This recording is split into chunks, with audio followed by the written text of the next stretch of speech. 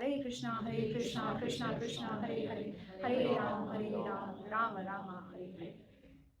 Thank you everyone for joining us at ISKCON Scarborough, and thank you for giving me the opportunity to come here and speak to you and see there are so many exalted souls here, and I'm so nervous because I am not qualified to speak in front of any of you. Please apologize. I apologize in advance if there is any mistakes I make during the lecture. But also, I have not been keeping well the past couple of weeks, so my brain is not working. So I have my notes. I might be reading at some point. So please forgive me for that, because I don't want to miss anything. So I have just written down everything. So, okay. So we'll start with what are we celebrating tomorrow? It's such an important day tomorrow. We are. What are we celebrating? Gita Jayanti. Right? Oh, thank you. Why do we celebrate Gita Jayanti? Sorry, my classes are more question answers because I want everybody to answer my questions. So why do we celebrate Gita Jayanti? Can I have the kids answer? Maybe. Why do we celebrate Gita Jayanti?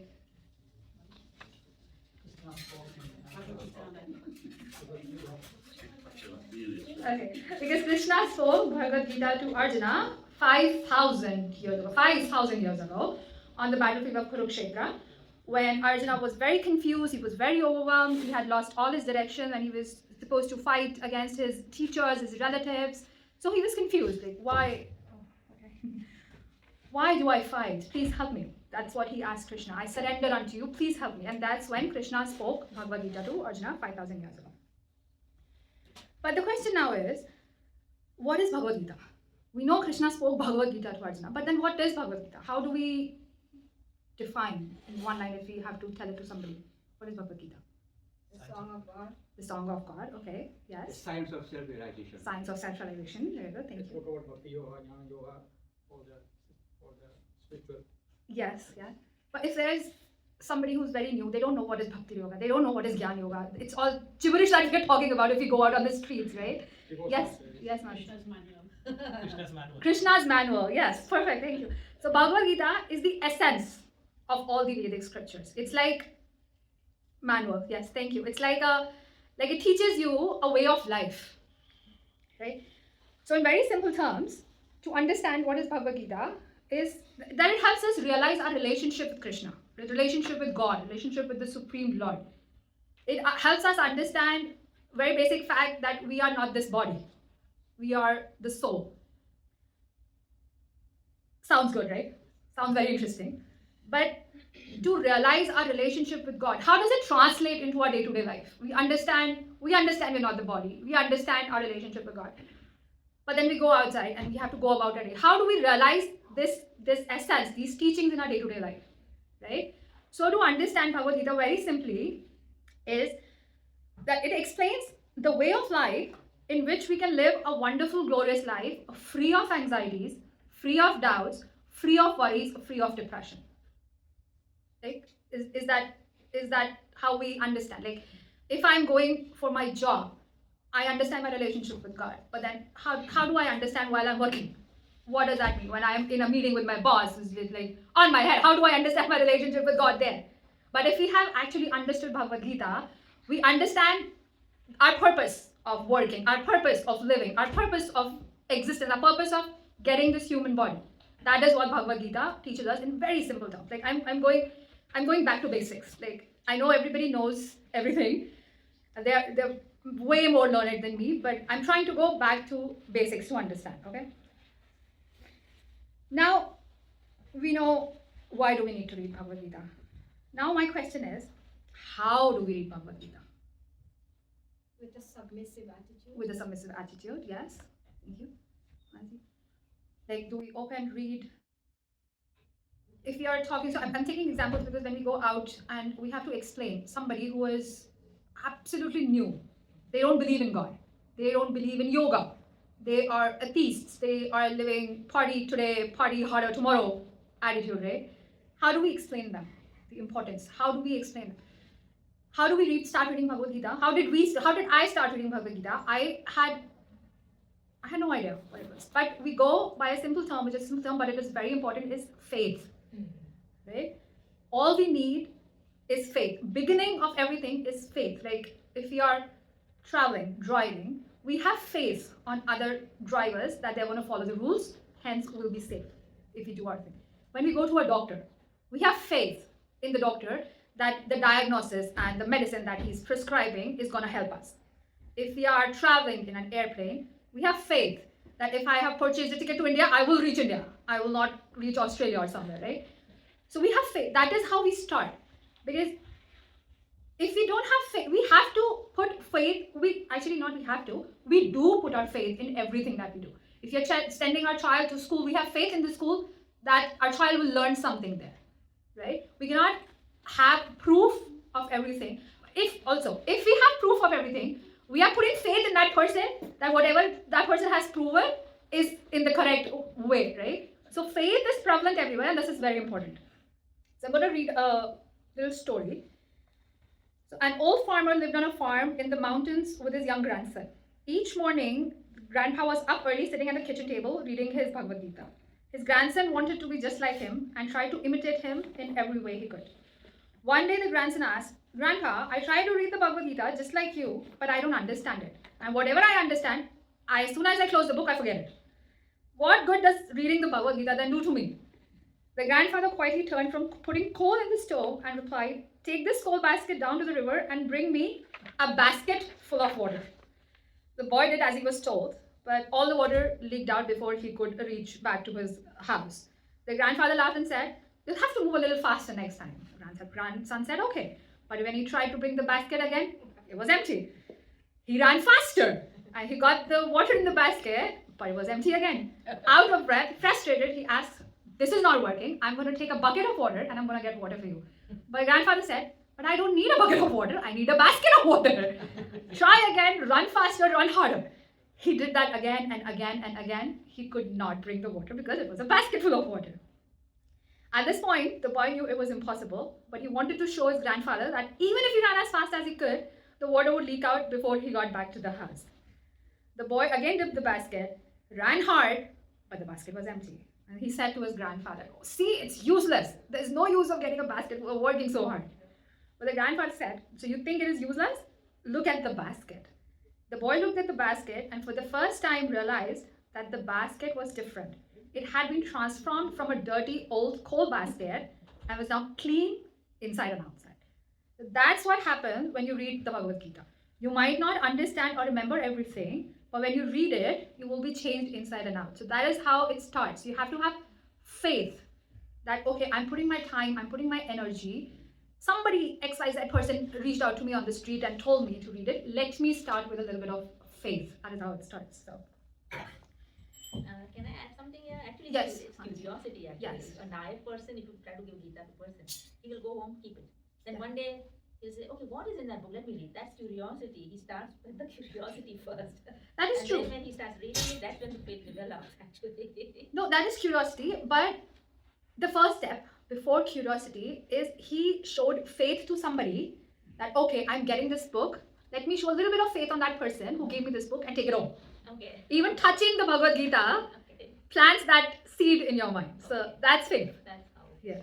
So the beginning is always when you are trusting somebody. Because faith bridges the gap between us and the Supreme. That is correct. Absolutely. Yes, Mataji. Sure. Okay. So now we're going to go to, and we know how to read Bhagavad Gita. We have a little bit of faith. We know, even if you don't understand it, even if you forget it, like me, I forget, I don't remember the shlokas. I have tried so hard, but my brain just does not break. So even if we don't understand it, we have to have a little faith that it is cleaning us inside and out. There is something that is happening because we are so contaminated, our eyes are so contaminated, we don't understand it. But there is something happening. That little faith we need. So now we know how to read Bhagavad Gita. Next step is, how do we understand it now? We know it was written 5,000 years ago. 5,000 years is a long time. Maybe it was true then. But how are the teachings of Bhagavad Gita relevant to us today? We are millennials, Gen Zs, X, Y, alphabet generations, right? What do we do with the Bhagavad Gita now? Like, if I am driving, how does the teaching of Bhagavad Gita apply to me now? That's the question. How do we apply it properly to our lives? And most importantly, how do we avoid misinterpretation of what was said? Because, yes, Mataji. Following the parampara and the purport of the past acharyas. Perfect, Mataji. That is what I was looking for, yes. So the answer, again, all the answers are in the Bhagavad Gita itself. So 4.34 says, Tad vidhi pranipatena pariprashnena sevaya upadekshanti te jnanam jnananena sattvadarshinaha. Just try. Here Krishna is saying, just try. Just try to learn the truth by approaching a spiritual master. Inquire from him submissively and render service unto him. The self-realized souls can impart knowledge unto you because they have seen the truth. So many things in this shloka. Just try. Krishna says, just try to learn. He says, just try. At least try. Start. Try to learn the truth by approaching, not demanding, approaching a spiritual master.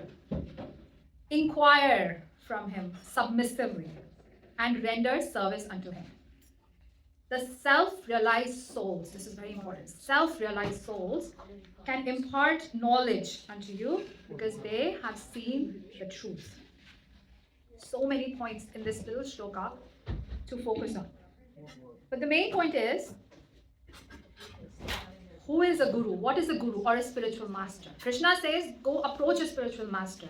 They are self-realized souls. But then what is a spiritual master? What is a guru? That is an important point. The Shastras describe a guru as someone who is non-different from Krishna. Non-different from Krishna. As disciples, we worship them as the Lord himself. They are for us non-different from Krishna. But never will they say, oh, I am God. Worship me. Come to me and I will make you God. Or take this mantra and in 6 months you will be an exalted soul. Never. If you hear anybody ever say that, please run in the opposite direction, like really fast. Don't go around now. So that is important. So now I'm going to read something from the Science of Self-Realization. It is chapter 2, I believe. One second.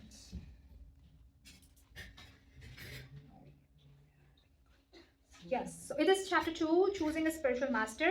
What is a guru? So I'm going to read a little excerpt.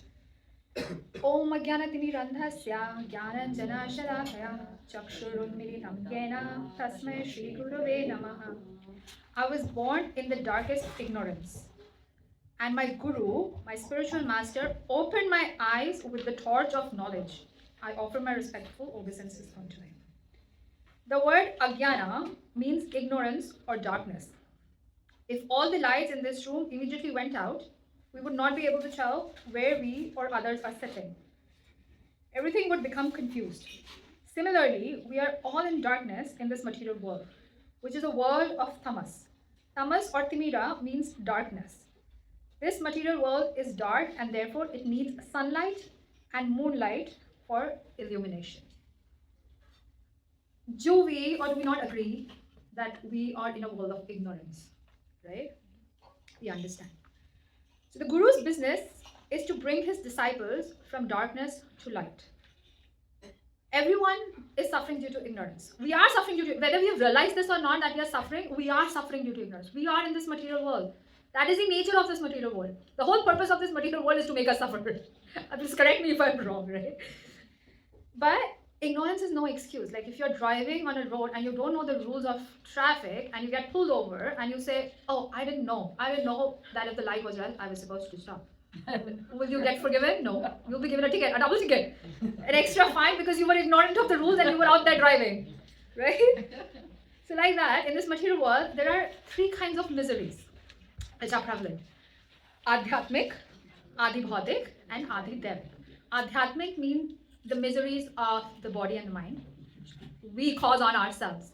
Even if not deliberately, it happens. Because we are in this material world, we've got this human body, there will be miseries. Miseries inflicted by other living entities are called Adhibhautik. Other people, bugs, cockroaches, anybody, any other living soul causes miseries unto us is Adhibhautik.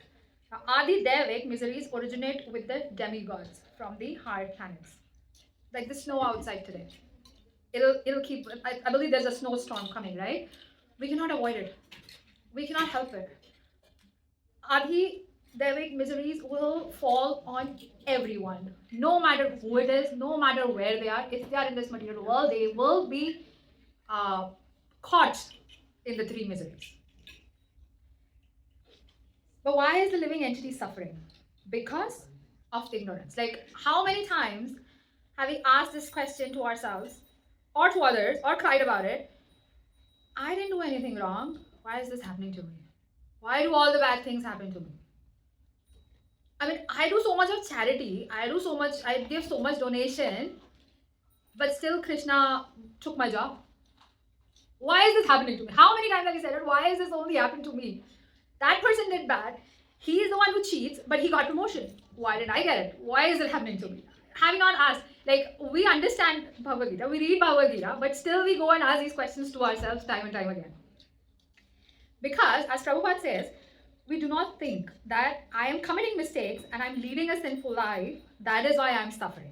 We don't think that way. We feel that, I gave some charity, so Krishna in return should give me a better job so that I can give more. It doesn't work that way. It's not a barter system, right? So the Guru's business is to see that no human being suffers in this material world. His first business is to rescue his disciples from this ignorance. The Guru sees that the suffering is due to ignorance, which is compared to darkness. How can one in darkness be saved? By light. So the Guru takes the torchlight of knowledge and presents it before the living entity enveloped in darkness. That knowledge relieves him from the sufferings of the darkness of ignorance. So, a point to think is, are the spiritual masters or gurus, don't they live in this material world as well? Are they not facing the same snowfall, floods, tornadoes, miseries caused by their body and mind and caused by others? Are they also not in the same material world? They are, right? They are. But then what's the difference between us and them? The difference is that they are self-realized. They have seen the truth. They have also approached their spiritual master submissively and learned the truth. That is the difference. To learn the truth, the only way to learn the truth is by approaching a spiritual master. That's like the bottom line. So that is the difference between them and us, that they are self-realized. And now what they are doing is, they are helping us. They are also on their own journey, but they are also helping us. What we are doing is, we are just on our own journey. What we are trying to grapple here and there and trying to get out of our miseries and ignorance. But what they're doing is they're also helping us. They're taking us with them. That is why it is very important to be submissive, to approach them very humbly. We cannot demand, we cannot challenge them, because it's their mercy that they are helping us. We are not entitled to it. There is no entitlement. It is all their mercy that is flowing down on us. That is a very important point to keep in our minds always. But the question is, again, we come to this question, is a guru absolutely necessary? Yes? No? Yes. No, maybe so. Okay, so I'm going to read an excerpt from an article written by Giriraj Swami in Back to Godhead magazine, November 1971. This was received by Srila Prabhupada when he was in Gorakhpur. This was written in Boston. So this is a small excerpt. If you get a chance, I think this is on ISKCON Desire Tree. It is titled A Genuine Spiritual Master. It is very, very nice article. You should, like, if you get a chance, just go and read it. So I'm just reading a part. The ultimate goal of spiritual life is to develop love of God. And the duty of the spiritual master is to awaken this dormant love of God in the hearts of his student. It is the duty of a spiritual master. It is his duty. Again, I say we should not be entitled. Like, it's his duty. Oh, he's just fulfilling his duty. Why should I be grateful for him? It is his duty. No. His duty, he is doing his duty. We have to do our duty as well. That is how it works. It's a reciprocal relationship. It's not one-sided, one-way traffic. The spiritual master is a servant of the Supreme Lord. Thus, the student becomes the indirect servant of God. And if a student serves God sincerely, God will ultimately reveal himself to the student in a pure, loving exchange through the spiritual master. This process is described in the Bhagavad Gita and is recommended as the highest yoga by the Supreme Lord himself. It's not what we are making up on our own. It is prescribed by Krishna himself. So in real spiritual life, the spiritual master acts as a medium between us, so minute, and Krishna, so great. We are so limited that we cannot approach the unlimited God. But the spiritual master, out of his causeless mercy, makes himself available to help us approach the Supreme Lord. The spiritual master has completely surrendered to God, and God has revealed himself fully to such a pure devotee. The spiritual master acts as a medium between ourselves who are contaminated. We are contaminated by our association with matter and Krishna. In this sense, the spiritual master, this is very important, the spiritual master is even more merciful than God himself, since he comes and reveals himself to the conditioned soul who is very contaminated by material association.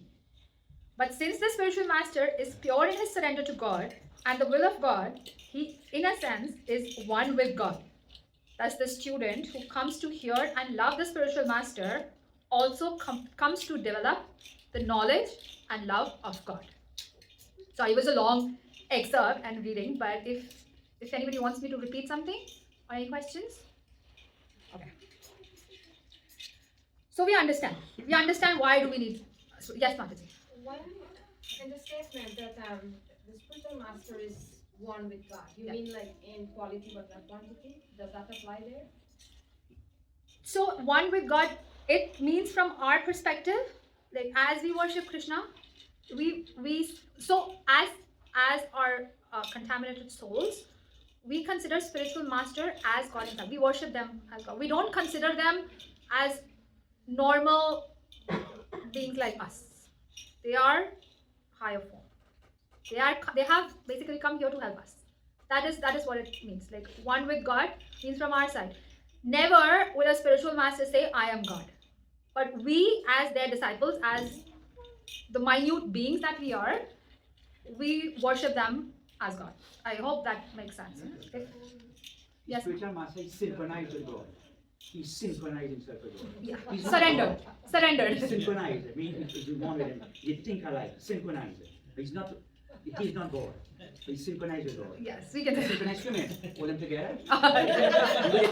They think alike. Yes, that is true. Yeah. Yes, Mataji. Mataji, how would you explain to someone outside, how do you know who's the right spiritual master? Like, for instance, they don't know about chariots, they don't know about the secret succession, right? So, and there are many people out there teach Bhagavad Gita, right? And our gurus. So how will I explain to them which way to follow? Perfect, Mataji. That's my next topic. That's the next topic. So good. It means we are synchronized. So that's a good question. Now, how to find a bona fide spiritual master? In the same article written by Guru Swami, he was describing, that's how his article started, because it's titled A Genuine Spiritual Master. So his article started with that when they go about in Boston in Harvard Square, they do their Harinam. There is a shop window, and in the shop window there's a sign saying I think it's something, it said something like instant trouble solving by God himself or something like that, or Guru inside. Instant trouble solving Guru inside. And there were people who were going to talk to him to get their problem solved instantly. So he says that because there are foolish people, supply demand. It's a very basic concept, supply demand. If there is a demand, there will be a supply. If there is a demand, if there is a supply of foolish people looking for instant gratification or instant problem solving, there will be a supply of gurus who will be dishing out this advice, right? So this is what you have to remember. So yes, so the Vedas have described the qualifications of a bona fide spiritual master. Once we understand, once we know that we are not foolish enough to fall into this trap, like I told you, if you hear somebody saying, oh, I am God, or I'll make you God, or I can, I don't know, I think I read it somewhere again where I was preparing. So there was this, some guru who said, oh, I can make the sun and moon work and rotate and move around, but I cannot take a class today because I have a toothache. I'm like, ow. Right? So the Vedas have described the qualifications of the bona fide spiritual master. A bona fide spiritual master, number one, he's in the line of the disciplic succession. That is very important. So how the knowledge given by Lord Krishna is compared with a fruit, a very delicate, beautiful fruit, which is passed down by Lord Krishna himself. But if, let's say, somebody drops the fruit, right, or does not handle it correctly, the fruit will get spoiled. That is knowledge. So in the disciplic succession, the spiritual masters handle that fruit of knowledge without manipulation, very delicately, very carefully, without putting their own personal 2 cents into it, right? That is very important. So the spiritual master, a bona fide spiritual master. So what does bona fide mean? Bona fide in the dictionary means truthful or real, actually. So bona fide spiritual master is the one who handles this fruit of knowledge and passes on as is. No additions, no subtractions. There might be, depending on the people in the audience, they may go to that level and explain, they may come down to our level and explain, but the essence of the knowledge will always be same, will always be unchanged. That is important. The spiritual master never invents ideas or processes for self-realization. He goes to the higher authorities, and that is what they teach us. They always teach us to go to the higher authorities.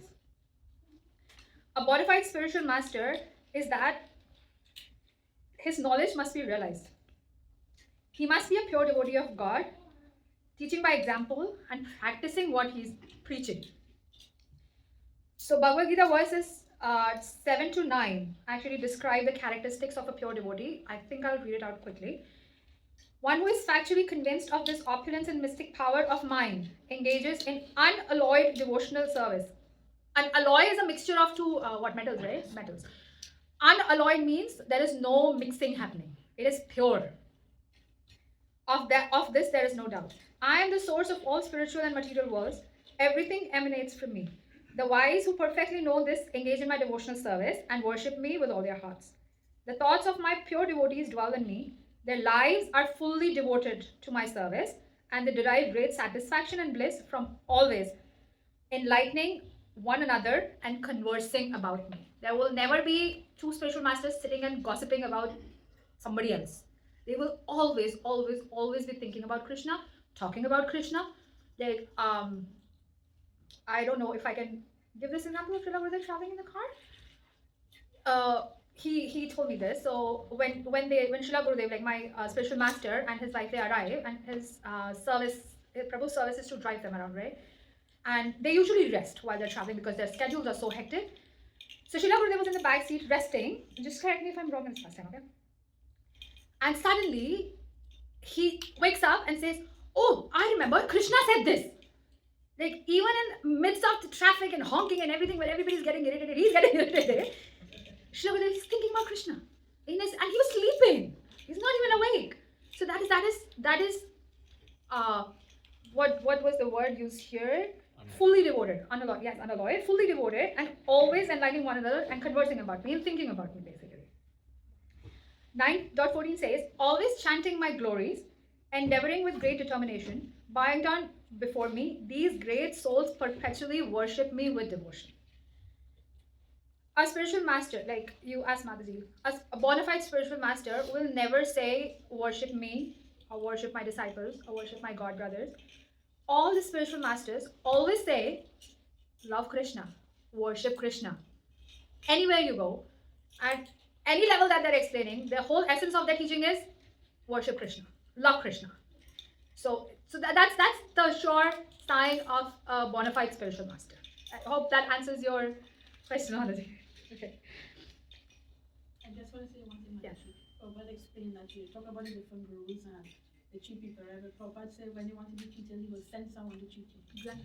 Krishna says, you ask and you shall receive, right? Yes. You ask and thou shalt receive. So if you want to be cheated, you'll be cheated. Because you know what happens is, we are looking for instant fixes. Noodles that can be made in 2 minutes. Instant noodles, instant food, instant this, instant that. In that way, if we are suffering, we need an instant remedy.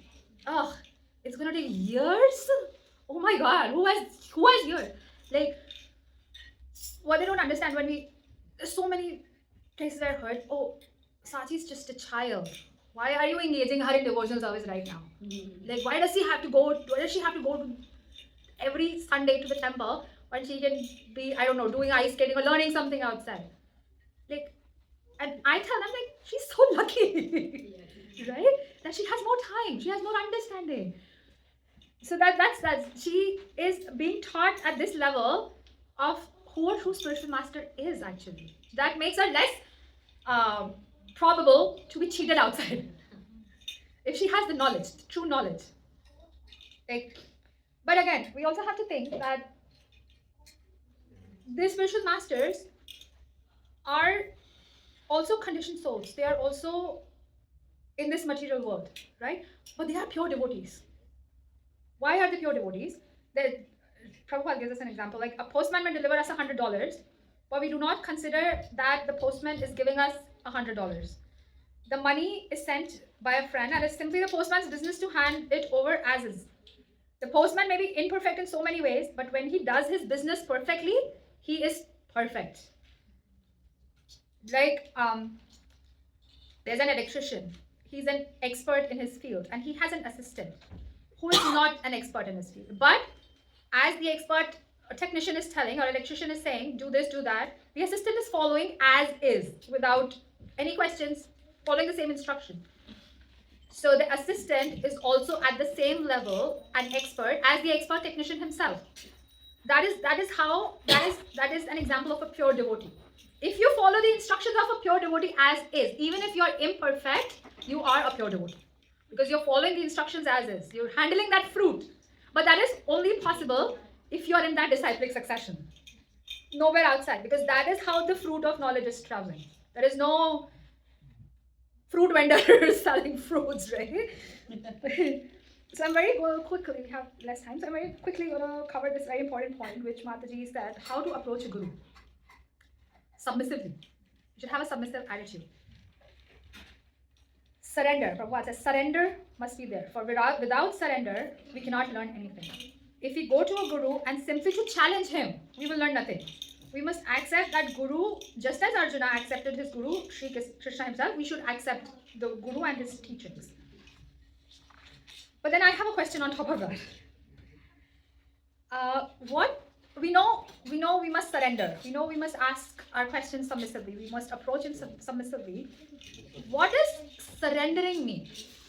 We know these are big words. We hear it so many times. But what does surrendering mean? How do we surrender ourselves to Krishna? Yes, Mataji. I think surrendering of, that's what I read a long time ago. Surrendering of the mind amongst the surrendering of everything. Okay, but then what does surrendering itself mean? Yes, Prabhu. Following all instructions. Following all instructions. Unalloyed devotion. Accepting that Krishna is the Supreme Lord. That is the highest form of surrender. Yes, Mataji. Yeah, I didn't finish. Sorry. Actually, so we have to surrender to the Shastra and to have faith in the Shastra. Faith, That yes. is that amongst the surrendering. Yes, that is true. I had a ton of things. Yeah. So surrendering, like very correctly said, to follow the instructions as is. To understand that we're not an expert technician, but if we follow the instructions of an expert technician or we follow somebody who is an expert, we will also become an expert. The guru or the spiritual master is a pure devotee. He is in a loving, reciprocal relationship with Krishna himself. But he has come here, accepted us as disciples to help us and to deliver us to the spiritual world. That is surrendering. So I had this question. Because again, for me, it comes down to, okay, I understand everything, but how does it boil down to what I do every day? I'm going about my work. How does surrendering, in that sense, look for me? So I asked this question. We went to Muskoka in a Sunday class, and we met Radha Swami's very, very learned, very qualified disciple there. I forgot his name. Sorry, do you remember his name?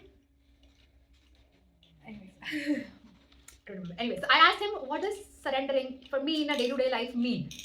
So he said, whatever you're doing, Do it as an offering, how do I offer everything to Krishna? That was also my question, right? So he said, whatever you're doing, you ask yourself this question, is this going to please Krishna or is this going to please my spiritual master? That is the question that you ask every day. Whatever, it's a Sunday, I don't want to wake up early. I want to sleep till 10 a.m. But I have my services. But it wins. You're thinking, lying in the bed, it's so cozy. You ask yourself this question, is this what's going to please Krishna? Is this what's going to please my spiritual master? I am not a public speaker in any shape, way, or form, right? I'm the person who sits in the back, in the corner, making my notes. But when I got this service, that is the same question that I asked myself. Is this what's going to please my spiritual master? Because he becomes ecstatic when he sees his disciples go out and preach. That is the question that I asked. Prabhu, I'm sorry, I'm taking your example again. Again, I'm sorry to reveal your secret, but he was a hopeless Hindi reader and writer, okay? In school. But he is now translating the thought of the day, English into Hindi, which is a tough job, weekly. He taught himself, because that is what pleases our Guru Maharaj, our spiritual master. So every day, when we are thinking about surrendering, we have to ask this question. One, we should be aware that Krishna is the Supreme Lord himself. That is like without doubt, no doubts about it. But then how to go about it? Is this going to please him? Is this going to please the spiritual master? Right? Sorry, we have just 5 minutes. I just want to take 2 minutes to very quickly touch on this topic, because it is Gita Jayanti tomorrow. How do we then serve our spiritual master? How do we render our service unto him? That was one of the excerpts in that shloka that we did. There are 2 ways in which we can serve our spiritual master. One is physically, Vapu, and the other is Vani, by following his instructions, by following his words, right? So I just want to close with this, so Srila Prabhupada is our preeminent Shiksha Guru. He has given us so many instructions. He has given us so many wonderful books. Our duty, by coming in disciplic succession, is to honor, is to serve Srila Prabhupada by reading, by following his instructions. What are his instructions? Read my books. Give away my books. Spread the word of Krishna. But also his instructions are, find a spiritual master, approach him submissively, and render service unto him. So there are 2 folds. One is our direct relationship with Srila Prabhupada, which is through his words, which are through his books, which is through this whole community, that he is our preeminent Shiksha Guru. The other thing that he said was that you have to approach a spiritual master. You have to have a relationship with the spiritual master. There's another topic of initiation, which we're not getting into it today. Initiation, taking initiation from a Diksha Guru is like your first step towards a spiritual life, right? Before that, we're just cleansing our body and soul and mind and everything to reach to that level to get initiation. So that's a very different topic. We might discuss it later. So yeah, I will close this for now, and reminding everybody once again that following Srila Prabhupada's Vani and rendering service unto him by reading his books and by and giving away his books and spreading the word is our primary service. It's a very important service. So that's it. If anybody has any questions, comments. I'd just like to make a comment. In my readings, I read that when we read something, go a little slow, internalize it, practice it, and then teach it. I'd just like to share that. Thank you, Ali. Thank you. That's very beautiful. It is sometimes becomes difficult to internalize or understand, right? Because Shastra, if anybody is a neophyte, it's very difficult. So that's why teachers and spiritual masters are here to help us, guide us, answer our questions, everything. Any concerns, any mistakes that I did, please correct me because I don't want to spread the wrong word.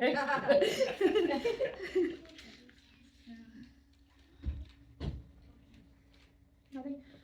Okay, we have 2 minutes, so do you want to talk about Tomorrow's program.